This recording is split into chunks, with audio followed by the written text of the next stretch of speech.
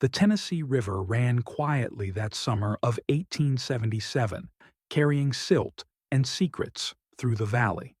The town of Harper's Bend lay nestled between the hills, a humble cluster of farms, a church, a schoolhouse, and the old mill whose creaking wheel had long outlived its builder. The locals called it Turner's Mill, though the man who built it, Silas Turner, had been gone near 15 years. The mill still ground wheat and corn for miles around, but folks said the water wheel sometimes moaned at night, a low, grinding sound that wasn't just wood and water. And that was where Clara Mae Whitlock, a 16-year-old orphan girl with wheat-colored hair and eyes too old for her age, came to work one dusty July morning. She had no family, no coin, and nowhere to go, just a promise from the new mill owner, Elias Crane, that she'd earn her keep grinding grain for the farmers. But when she first stepped inside that mill, the air hit her, strange, cool, dry, and faintly sweet, like dust and something else she couldn't name. And under the sound of the wheel, she thought she heard something faint, like a sigh. Elias Crane was not a cruel man, but grief had hollowed him out. His wife, Martha, had died of fever 2 winters past, and their young son, Samuel, was buried beside her. He lived alone in a cabin by the river, keeping the mill running out of habit more than hope. He was a tall, somber figure, dark beard streaked with gray, eyes that avoided questions. The townsfolk respected him, but few visited after dusk. They said Elias talked to the mill when he thought no one was listening. When Clara arrived, Elias put her straight to work, carrying grain sacks, sweeping, learning the wheel's rhythm. She worked hard, never complained, and in time Elias began to speak to her. Not much, just small words about work or weather, but enough to soften the silence between them. Yet every night before he locked the doors, Elias would walk to the back room of the mill, the part that smelled faintly of something sharp and bitter, and shut the door tight. Clara once asked him what was in there. He didn't answer. He just said, "Some things in this world ain't meant to be ground down, child." You keep to your side of the mill one morning, just after dawn. A stranger rode into Harper's Bend. He wore a wide-brimmed hat, a dust-covered coat, and a limp that made every step deliberate. He led a mule carrying 2 burlap sacks and came straight to the mill. "I hear you still grind," the man said to Elias. "I do," Elias replied, eyeing the sacks. "Corn or wheat?" The man hesitated. "Let's just say it's mixed." Elias frowned but took the bags. As he poured the grain into the hopper, Clara caught a glimpse. It wasn't grain, not entirely. There were small, pale fragments among it. She thought they looked like tiny pieces of bone. When the millstones turned, a strange sound rose, a gritty screech, as though the stones protested the grinding. The air filled with a faint white dust that caught the sunlight in glittering motes.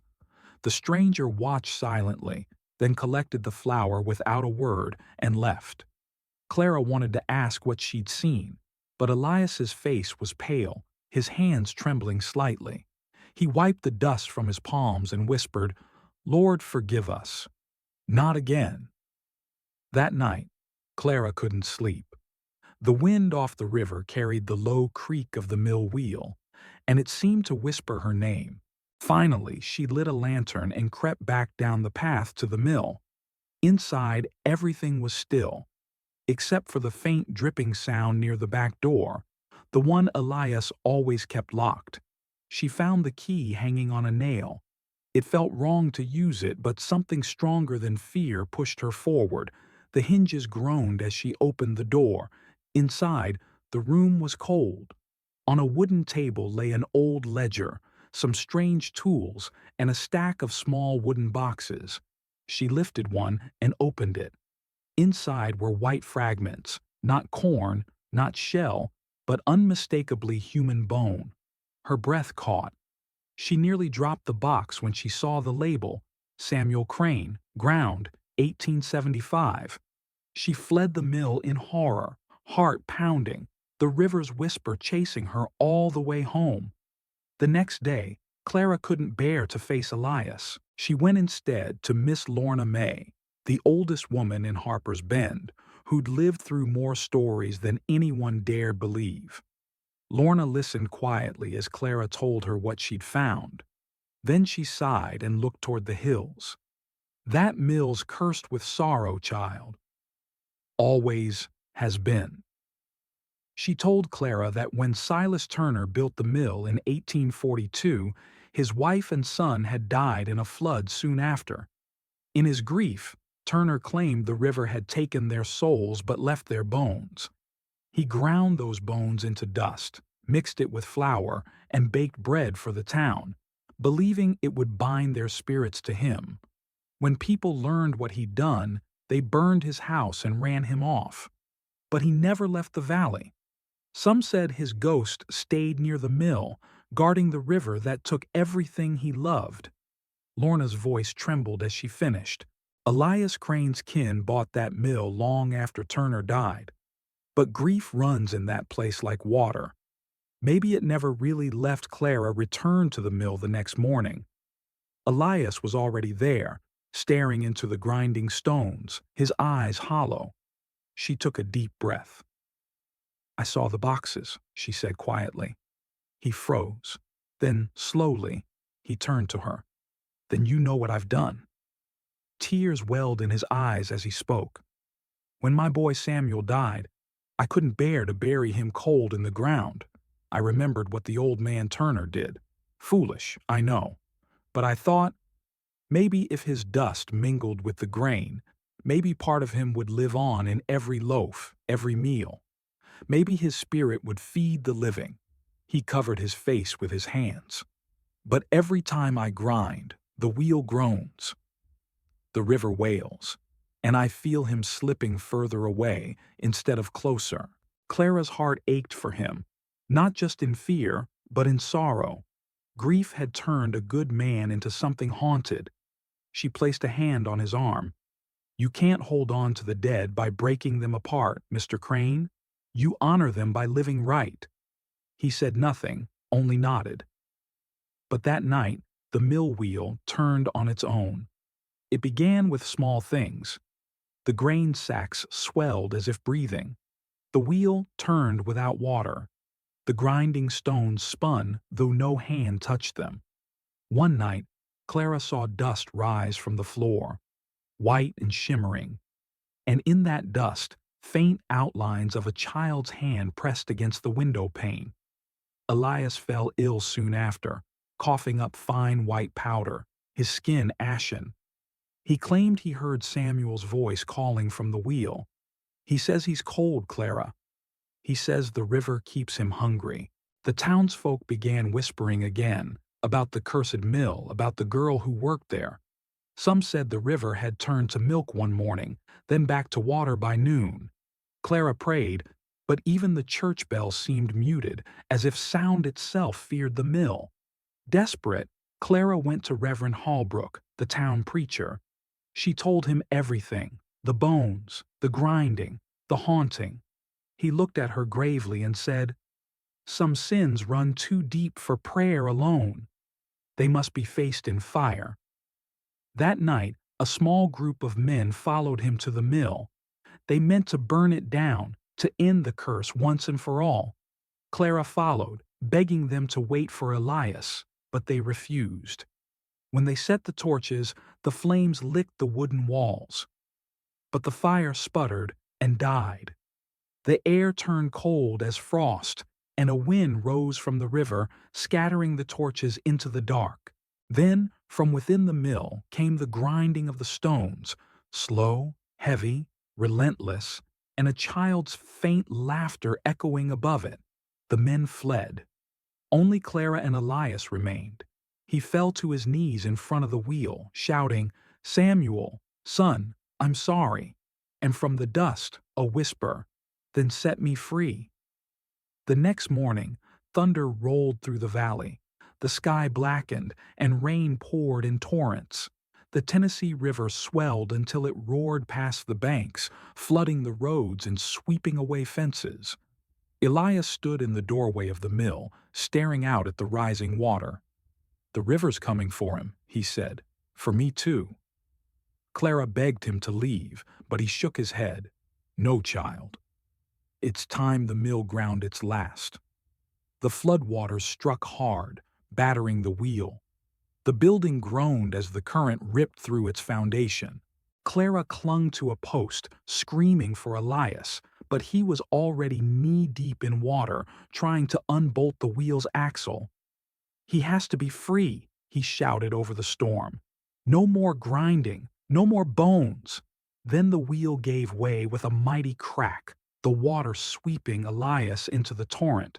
Clara reached out, but he was gone. The mill collapsed, timbers and stones swallowed by the raging river.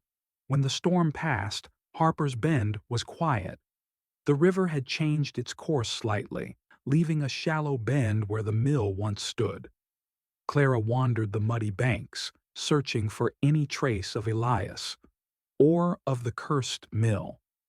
All she found were scattered fragments of wood and a single box that had washed ashore. It was labeled Samuel Crane. She opened it, but inside was nothing but river sand. The bones were gone. From the trees, sunlight broke through, warm and golden. Clara thought she heard a child's laughter carried on the wind. But this time, it was light and joyful, not sorrowful. She knelt in the mud, whispered a prayer, and buried the empty box by the river's edge. Then she stood and looked toward the valley, where the fields shone bright and green. The curse, it seemed, had washed away. But in the soft hum of the river, if one listened close, the old mill wheel still turned, not in grief, but in peace. A week after the flood, the Tennessee Valley began to heal. The townsfolk gathered debris, patched their roofs, and prayed for better days. But Clara couldn't shake the feeling that she'd left something behind in that river. Not just Elias, but part of herself. Each morning, she walked the riverbank, scanning the water for any sign of the man who'd saved her. She found only driftwood, broken grain sacks, and once, a scrap of cloth from Elias's coat tangled around a stone. The river had calmed. Yet every evening when the sun bled over the hills, she could hear the faintest murmur in the current, almost like a lullaby. Sometimes she thought it was Elias's voice. The old women of Harper's Bend said the river keeps what it loves. But Clara began to wonder, maybe it also gives back what it forgives. Autumn came early that year, painting the valley gold and rust. The townsfolk decided to rebuild the mill, not for superstition, but survival. Without it, they'd lose their crops, their trade, and their reason to stay. But when talk of who would manage it began, most men stepped back. The memory of the old mill's curse still chilled them. Then, to everyone's surprise, Clara Mae Whitlock, the quiet orphan girl, offered to take charge. "I've worked those stones," she said. "I know their rhythm. And I'll build the new one where no wheel moans and no dust cries." At first, the men laughed, but Reverend Hallbrook placed a steady hand on her shoulder. "Sometimes," he said, "God chooses the ones who've seen darkness to tend his light." And so, under her care, the new Harper Mill began to rise, simple, sturdy, and free from the shadow of the past. While clearing the riverbed near the site of the old mill, Clara found something strange. Amid the mud and reeds, a cluster of white flowers grew, small and delicate, with petals as thin as ash. They smelled faintly sweet, like fresh flour. No one in Harper's Bend had seen their like before. Clara took a few home, planting them in a jar by her window. Each morning, they seemed to glow faintly in the dawn light. One evening, she touched a petal and felt a warmth spread through her chest, a calm, like forgiveness. It was then she realized The flowers grew from the soil where Elias and Samuel's remains had mingled with the river. The people began calling them bone blossoms. And when Clara brought some to church, Reverend Holbrook smiled and said, "Beauty grows from sorrow when the soul is washed clean." One brisk morning, a rider approached the new mill, the same stranger who had once brought those cursed sacks of grain. Clara's heart tensed when she saw him. His limp was worse, his coat torn, but his eyes, clear now, not haunted. "You don't remember me proper," he said softly. "Name's Jonah. Used to work for Elias. I brought him them bones once. Thought I was helping." He looked away, voice rough with guilt. "I dug 'em up for him when he couldn't bear to. His boy, Samuel. I should have known better." Clara didn't answer right away. She saw how shame had ground him down more than any millstone ever could. Finally, she said, "Then help me build something good in their memory." And Jonah did. He stayed, worked beside her from dawn till dusk, silent but steadfast. In time, folks stopped calling him a stranger. The years rolled quietly. By 1881, Clara had become the heart of Harper's Bend. She was no longer the orphan girl. She was Miss Whitlock, keeper of the new mill, teacher at the church school, and the one people sought when storms rose too high or hearts sank too low. One cold spring, a traveling couple stopped by, their wagon broken, the woman heavy with child. Clara gave them shelter. When the woman went into labor early, Clara stayed by her side all night. The child was born at dawn, tiny and frail, but alive. The mother didn't survive. The father, grief-stricken and poor, asked Clara to name the baby. She looked at the boy's pale face and whispered, "Samuel." The man left the valley weeks later, leaving the baby in Clara's care. "He'll have a better life here," he said. And so, Samuel Whitlock became hers, the son she never expected, but one the river had somehow promised. Little Samuel grew fast, all curls and laughter, chasing chickens through the wheat fields and singing to the river. He had a curious habit. Sometimes he'd hum a tune that Clara didn't recognize, soft and rhythmic, like the turning of a wheel. One day, while helping her near the new mill, he asked suddenly, "Mama, did the river ever talk to you?" Clara paused. "Why do you ask, love?" He smiled. "Because it talks to me. It says my name sometimes, but not like you do, like someone's remembering the air went still." Clara knelt and took his hands. "Then you tell the river thank you," she said softly, "for carrying us both this far." And when Samuel laughed, that bright, innocent sound, the river seemed to laugh with him. In 1884, Harper's Bend held its first festival of grain, celebrating the harvest and the new mill's success.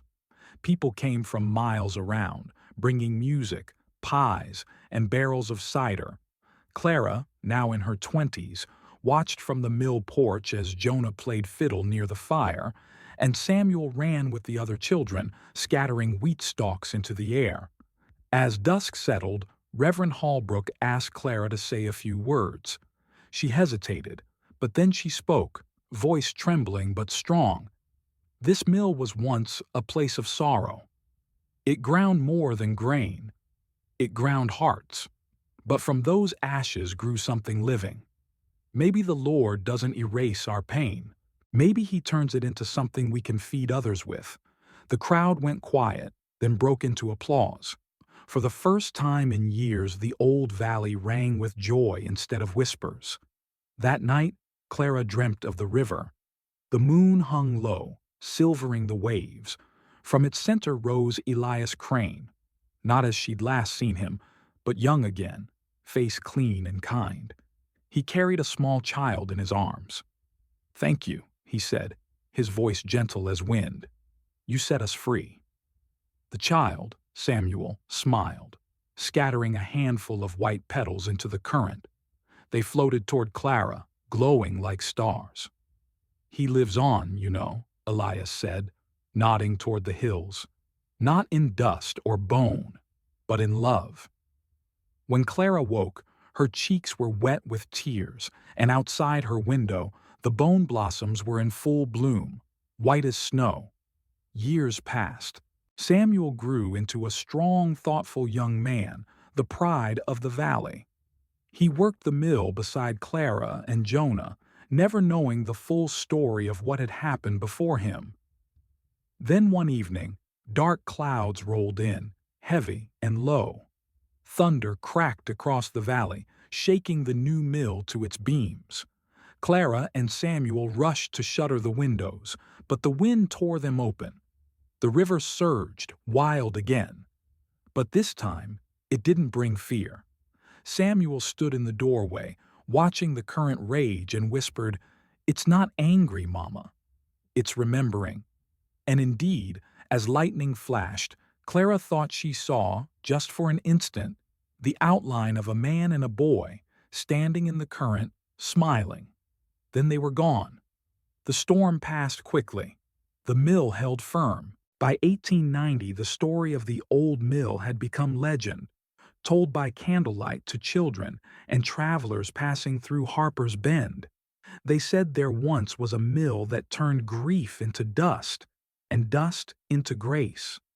Clara lived to see the valley thrive, to see Samuel marry and have children of his own. When she grew old and frail, she often sat by the river, humming the same tune the wheel once made. Slow, steady, eternal. On her final morning, they found her in her chair by the water, peaceful, a small white flower clutched in her hand. The river murmured softly beside her, carrying petals downstream. And every spring after, when the bone blossoms bloomed along the banks, the people of Harper's Bend remembered her, the orphan who turned a cursed mill into a blessing, and whose kindness freed the restless dead. The mill still stands today, rebuilt many times, its wheel whispering like a prayer. Some say if you stand by it at sunset, you'll smell a faint sweetness, flower and roses, or perhaps something older. And if you listen closely enough, you might hear a child's laughter in the turning of the wheel.